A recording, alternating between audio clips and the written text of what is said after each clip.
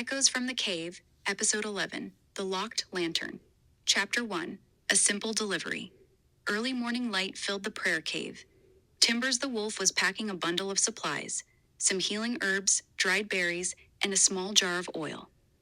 "Hey Jasper," Timbers called out casually. "You're heading towards Shadow Hollow today, right?"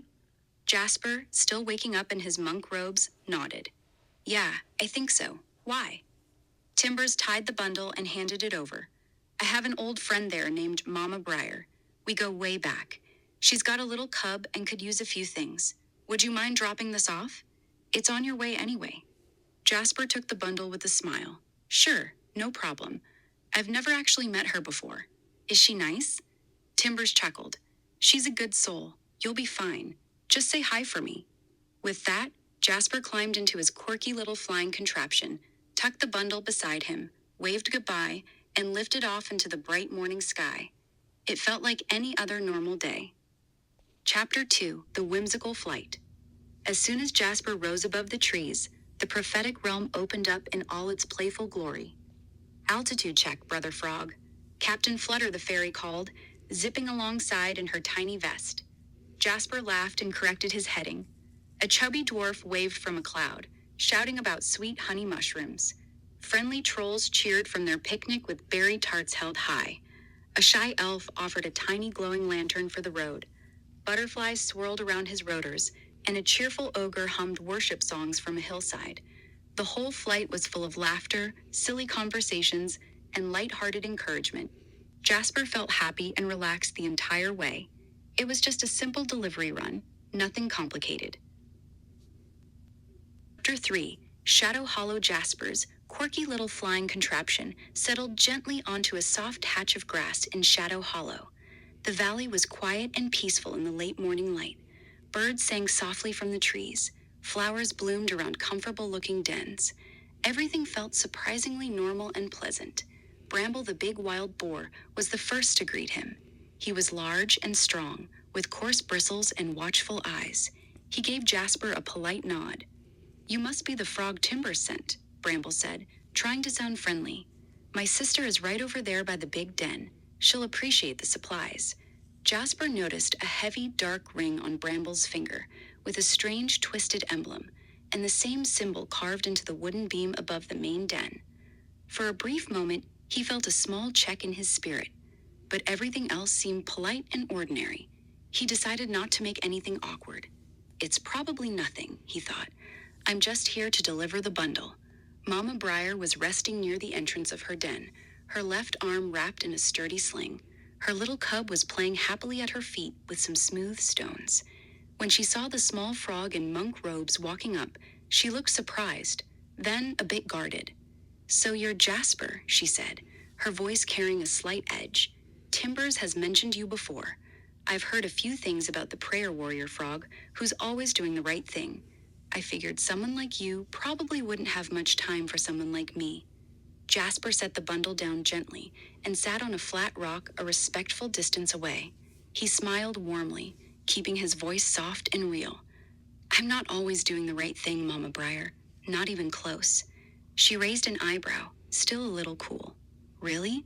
Because from what I've heard, you're one of those people who never struggles, always praying, always close to God, while the rest of us are over here messing up and dealing with real problems." Jasper shook his head gently and spoke with honesty. "When I was young, my whole family was captured. I was left alone, full of hurt and rebellion. I was angry at God and everyone. I made a lot of mistakes I'm still ashamed of. I wasn't a prayer warrior back then. I was a complete mess. God met me right in the middle of all that brokenness. That's why I wear these robes. Not because I'm better than anyone, but because I know what it feels like to be stuck." Mama Briar stared at him for a long moment. The coldness in her eyes slowly began to melt. She let out a long breath. I didn't know that," she said quietly. "I thought you were one of those people who looks down on folks who have messed up lives and difficult situations." From there, the conversation opened up. They talked for a long time. Mama Briar shared about raising her cub while her body didn't cooperate the way she wished. She spoke about feeling trapped in many ways, some she could see, some she couldn't quite name. Jasper listened more than he spoke. He encouraged her gently and prayed with her. When they finished praying, Mama Briar gave him a big, warm bear hug that nearly lifted the little frog off the ground. "Thank you for coming," she whispered. "This meant more than you know." Jasper left Shadow Hollow feeling encouraged and light. He waved politely to Bramble on the way out.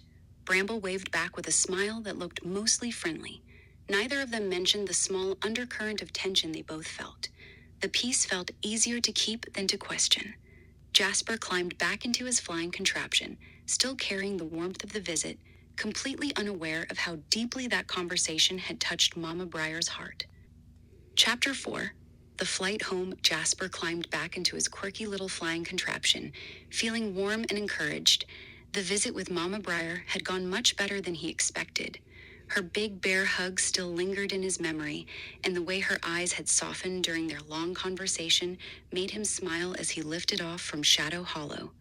The late afternoon sun painted the sky in soft oranges and pinks. For the first part of the flight home, everything felt light again. A few lingering, whimsical creatures waved goodbye from the treetops.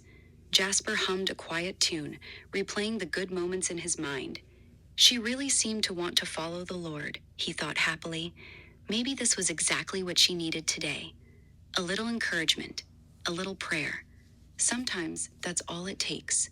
He was still smiling when Captain Flutter suddenly appeared beside the contraption, looking a little nervous this time. "Special delivery for you, Brother Frog," she said, handing him a small rolled-up note tied with a thin vine. "It's from the big boar back in Shadow Hollow. He asked me to bring it right away." Jasper thanked her and unrolled the note while keeping one hand on the controls. The handwriting was rough and heavy. "Stay away from my sister. We handle our own family matters. She doesn't need outsiders filling her head with ideas that will only make things harder. Bramble." The smile faded from Jasper's face. The warm feeling in his chest cooled quickly. He read the note twice, as if hoping the words would change. For a long moment, he just flew in silence. The whimsical atmosphere of the prophetic realm seemed to pull back. The sky felt heavier, the wind cooler. He whispered to himself. "But she asked questions. She wanted to pray. She hugged me like she was grateful. Everything seemed fine."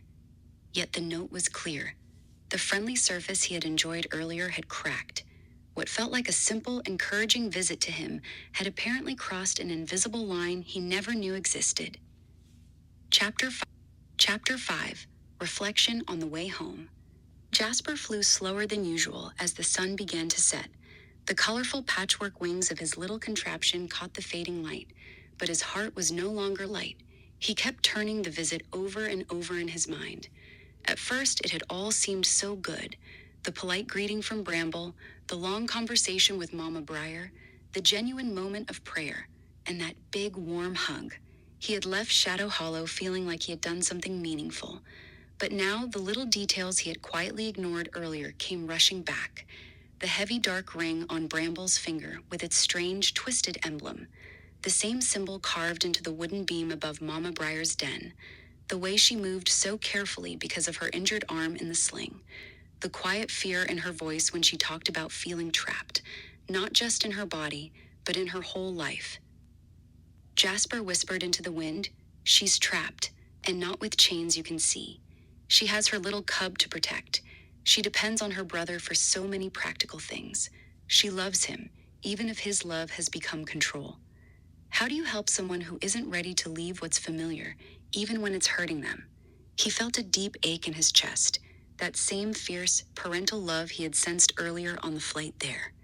It hurt more now, because he realized he couldn't simply fix it. This wasn't a quick rescue story. This was layered, complicated, and messy.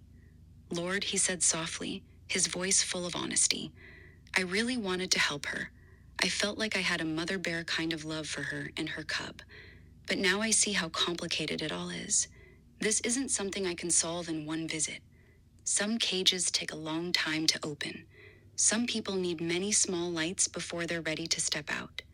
The little glowing lantern the elf had given him earlier swayed gently on the side of his contraption, still shining softly in the growing dusk. Jasper kept flying, heart heavy but also strangely tender. He didn't have answers, but he knew one thing clearly now. This simple delivery had become something much more important than he first thought. Chapter 6. The Stars. That night, long after the sun had disappeared behind the hills, Jasper sat outside the prayer cave on his favorite flat rock. The air was cool and still. He still wore his simple brown monk robes, now a little dusty from the day's journey. Beside him, the tiny glowing lantern the shy elf had given him swayed gently on its hook, casting a soft, faithful light. Jasper stared up at the darkening sky, his heart heavy but strangely tender. The events of the day kept replaying in his mind. The warm conversation with Mama Briar, her hopeful eyes, the big bear hug, and then the sudden, cold note from Bramble that had arrived on the flight home. He sat in silence for a long time, not rushing to pray or speak. He simply let the weight of it all settle. Then, without warning, a deep wave of love washed over him. It was stronger and more tender than anything he had ever felt before. It felt like the fierce, protective, sacrificial love of a mother holding her brand new child for the very first time. Willing to give everything, patient beyond reason, aching with care. Tears filled Jasper's large eyes as the love flooded his small chest. "Lord," he whispered, his voice trembling, "I feel like I have a parental love for Mama Briar. Even though I only met her once, even though I can't fix her situation, I care so deeply for her and her little cub." The voice answered, clear, gentle, and overwhelmingly personal. Jasper couldn't tell if it came from heaven above or rose from the depths of his own spirit, but it carried undeniable weight and authority. It felt like truth itself speaking.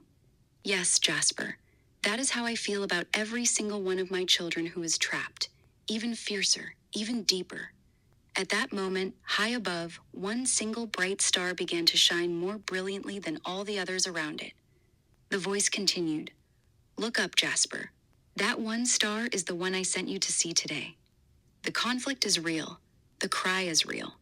You stepped into the battle, even when you didn't fully see the lines." Jasper whispered, his voice small and full of wonder, "Just one?" The voice answered with the same ancient words once spoken to Abraham long ago. "Look now toward heaven and count the stars if you are able to number them. So shall my people be." Then the miracle unfolded. Without any warning, the entire night sky erupted with light. Wave after wave, thousands upon thousands of stars suddenly blazed into view. The darkness was swallowed in glorious brilliance. The heavens filled until it seemed there was more light than shadow. Jasper sat breathless, tears streaming down his face, overwhelmed by the sheer vastness of it. The voice spoke again, filled with deep compassion and fatherly tenderness. "There is one, but there are many. So many more than most of my children realize. I am looking for believers who will go beyond a comfortable life, those willing to be trusted with harder things, those who will hear my voice and go back to rescue the trapped, or at least bring comfort and light to those who are not yet ready to step out." There are many different kinds of traps in this world. Some have visible bars. Some are completely invisible. Some people are physically free but still feel completely trapped by fear, by emotional attachments they're not ready to release, by finances, by controlling hands, by shame, or by layers they don't know how to untangle. Not every cage looks like a cage. Not every situation has a quick, one-sentence answer. Not every person is ready to let go, even when they love me. Many of my people have escaped the darkness. They have climbed out of the ditch and found safety and success. But once they reach comfort, they often stay in their safe little corners. They forget to look back. Some are still crawling out themselves and have no strength left to spare. Others have made it out, but have grown so comfortable they no longer want to go near the mess. Yet I see every unique trap. I see every struggling heart. Be faithful with the one I give you, Jasper. Shine the light where I send you. Bring comfort even when nothing is quickly fixed. Acknowledge the struggle. Love them with the love you just felt. I will raise up others in my time. I will handle the rest." Jasper sat in awe for a long time, tears flowing freely now. The love he felt for Mama Briar, that mother bear love, was only a tiny reflection of the father's heart burning for every trapped soul. Finally, with quiet but firm resolve, he whispered into the brilliant night sky, "Okay, Lord, I won't hide in the safe corner anymore. Even when the traps are complicated and take a long time, even when I can't fix anything, send me where the silent cries are rising. Use me." The little lantern beside him continued to glow softly, steady and faithful in the darkness. Epilogue. A few days later, as the sun dipped low and painted the sky in soft shades of amber and rose, Jasper sat with Timbers the wolf outside the prayer cave. The air was cool and peaceful. The little glowing lantern the elf had given him still hung faithfully from a nearby branch, casting its gentle light. Timbers noticed the quietness in his young friend.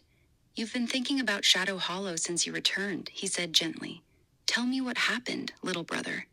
Jasper let out a long breath and began to speak. He told Timbers everything: the whimsical flight, the polite greeting from Bramble, the long and beautiful conversation with Mama Briar, her warm hug, and the surprising note that had arrived on the way home. "I left there feeling so encouraged," Jasper said, his voice full of honesty. "I really thought something good had happened. She seemed hopeful. She prayed with me. She said it meant a lot. But then her brother sent that message, telling me to stay away. Now I keep seeing all the layers: her injured arm, her little cub, how much she depends on him, how afraid she seems to step out even though she wants to follow the Lord. I didn't fix anything, Timbers. I didn't rescue her." Timbers listened quietly, his old eyes full of understanding and compassion. When Jasper finished, the big wolf placed a gentle paw on his shoulder. "You didn't go there to fix her, Jasper," he said softly. "You went there to shine a little light in a dark place. Some cages are not opened in a single visit. Some hearts need many small lights, many gentle conversations, and a long season of prayer before they feel safe enough to step out. Your visit may have been one of those important lights, even if you cannot see the full fruit yet." Jasper looked down at the small glowing lantern, watching its steady flame. "Sometimes I wish every story ended with someone bursting free," he admitted quietly. "But most of them don't, do they? Most of them are long and complicated and layered, just like real life." Timbers nodded slowly. "No, most of them don't end quickly. That is why the Lord is looking for those who are willing to keep shining anyway, even when they cannot see the outcome, even when the trap is invisible, even when the person is not yet ready to let go." Jasper sat with that truth for a long moment. Then a small, determined smile crossed his face. "Then I guess I'll keep flying where he sends me," he said. "One star at a time, one lantern at a time." Far away in the quiet mist of Shadow Hollow, Mama Briar sat outside her den, holding her little cub close. The evening was still. She gently touched the place on her shoulder where Jasper had laid his small hand and prayed. A soft, quiet prayer rose from her own heart, simple, honest, and full of longing. The lantern inside her was still small, but it had not gone out, and somewhere in the vastness of the night sky, thousands upon thousands of stars continued to shine, each one representing a story, a heart, a hidden struggle, and a father who saw every single one. The end.